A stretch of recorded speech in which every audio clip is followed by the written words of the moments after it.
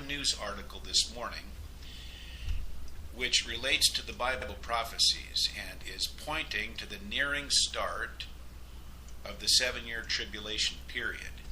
And it is from yesterday's Jerusalem Post, Thursday, April 28th, and it's on a topic which I've been watching closely for about 4 months now, since January, and that is the scheduled International Mideast Peace Conference, which will be held later this year. And yesterday's news story is on the Spreaker broadcast page right now for you, and it's named the Coming 2016 International Mideast Peace Conference. And as you will see, this international conference topic is mentioned down in the middle of the news story as you start reading through it. Now, in the story, it starts off talking about the fact that Prime Minister Netanyahu rejected France's peace proposal, which Netanyahu accurately states in the news article that France's Mideast peace proposal undermines the Mideast peace process. That's Netanyahu talking. It undermines the actual process by distancing both parties, meaning Israel and the Gaza Strip Muslims. And as I said, this is not brand new information to those who are watching closely. It's not new that Netanyahu is rejecting the concept. In fact, Netanyahu has been rejecting it from day one. But as I said, what I'm focused on today is the International Mideast Peace Conference coming up to be held in Paris, France, later this year, 2016. And there is a smaller meeting, a preparatory meeting, being held first in about 1 month from today, almost, on May 30th this year. A smaller preparatory meeting of foreign ministers of at least 30 different countries is what the Jerusalem Post article states. And the article also states that at this smaller meeting next month, May 30th, then neither Israel nor the Palestinians have been invited to this first meeting, since, as I've stated, it's basically a preparatory meeting. They're just preparing for the big meeting later this year. But later this year, both Israel and the Palestinians, of course, are definitely invited to this larger official international conference later this year, where the real global focus will be. And so far, I've not seen any indication that Israel even plans to attend it. So that's something significant to keep our eyes on here, this upcoming International Mideast Conference put on by France. And so it's very clear these days that there is a clear public push by world leaders, a global push, to make the Mideast peace process an international matter. And with an international conference where world leaders will all sit down together and decide together what's best for Israel, which is quite ridiculous, just if you think about it. All the world getting together trying to decide what decisions to make for a particular country. But, of course, Prime Minister Netanyahu has rightly and accurately and consistently stood against such a conference, as he is doing again, in rejecting France's futile effort to try to make decisions for Israel, as yesterday's Jerusalem Post story confirms. Now, here's how this all fits into the end-time prophecies. First of all, there is the possibility that the Pope of Rome could step into the picture and finalize a 7-year agreement at this upcoming international conference later this year. And I've talked about this possibility numerous times in broadcasts and also in videos, including the April 8th video named Pope and Israel, 7-year agreement, where I specifically address this possibility of other world leaders possibly signing on to the coming 7-year agreement.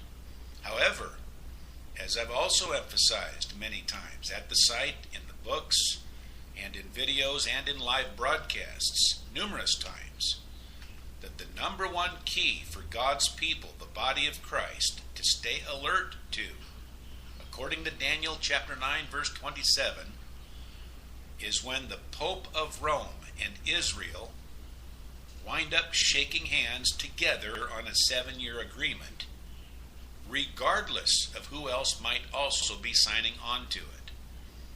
That's Daniel chapter 9, verse 27. Those are the two parties in Daniel 9:27 guaranteed to shake hands together in a 7-year agreement, regardless of who else signs on to it.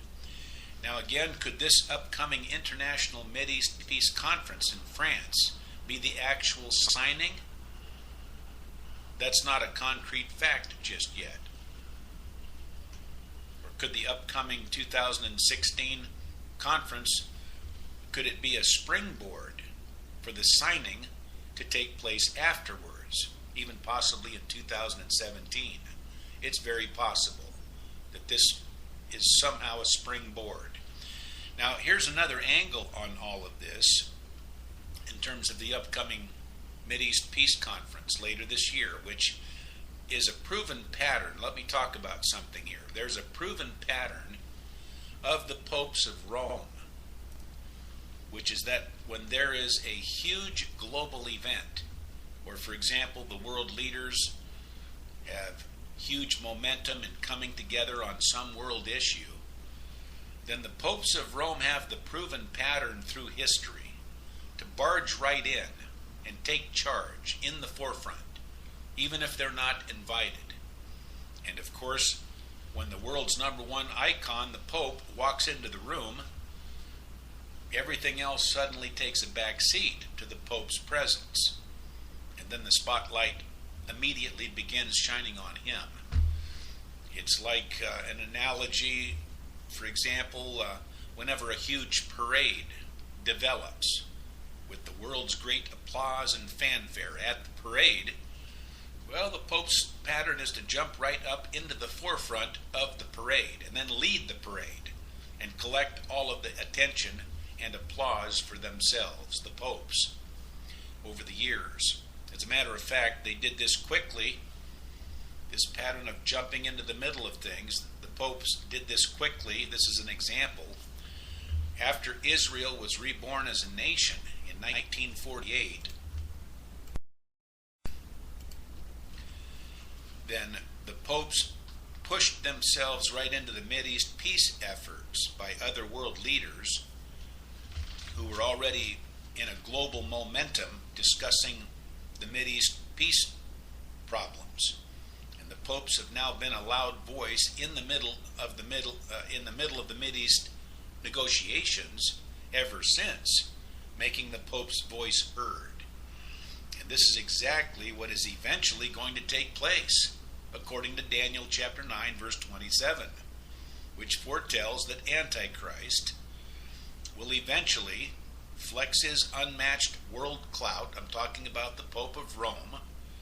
Will eventually flex his unmatched world clout as he will push himself and his own agenda right into the actual signing of the 7-year agreement with Israel. That's Daniel 9:27.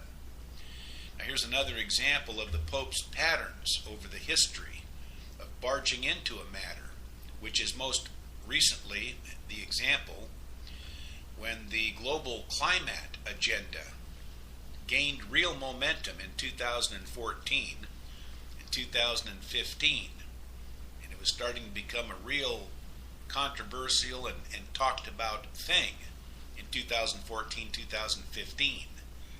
And that's precisely when Pope Francis suddenly decided to visit America at the same time of the September 2015 World Climate Agendas launching in New York.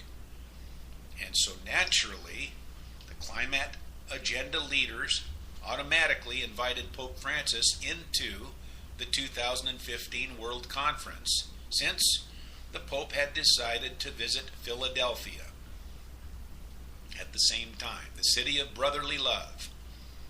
And so they invited him into the climate meeting, and once again, Pope Francis wound up leading the whole affair and gaining the spotlight, since he's the unmatched world icon in the world today. In fact, in world history, no one has the following, and the whole 7 billion people's, basic 7 billion people's respect and favor as Pope Francis does today.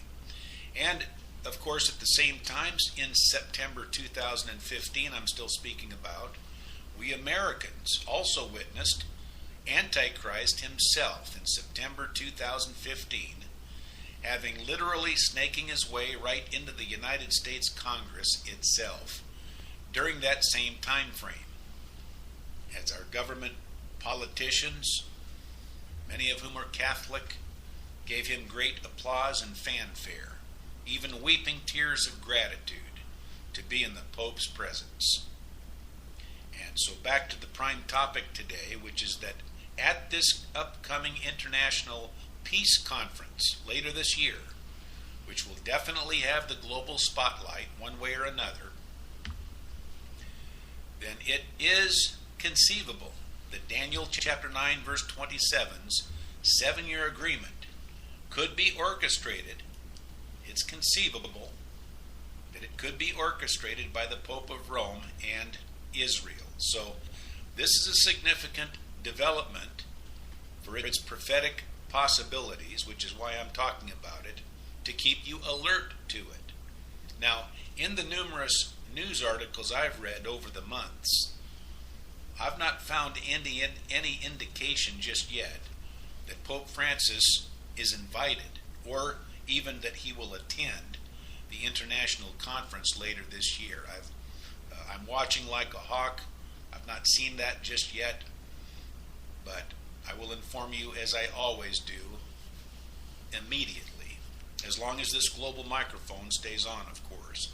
Now, my second and last important point from yesterday's news story, this is my second and last point from the Jerusalem story, and to close the broadcast today, is that at the middle point of the 7-year tribulation period, once that 7-year period starts, then at the middle point is when the Bible prophecies show that the newly built third Jerusalem temple will have been completed by the middle point of the 7 years.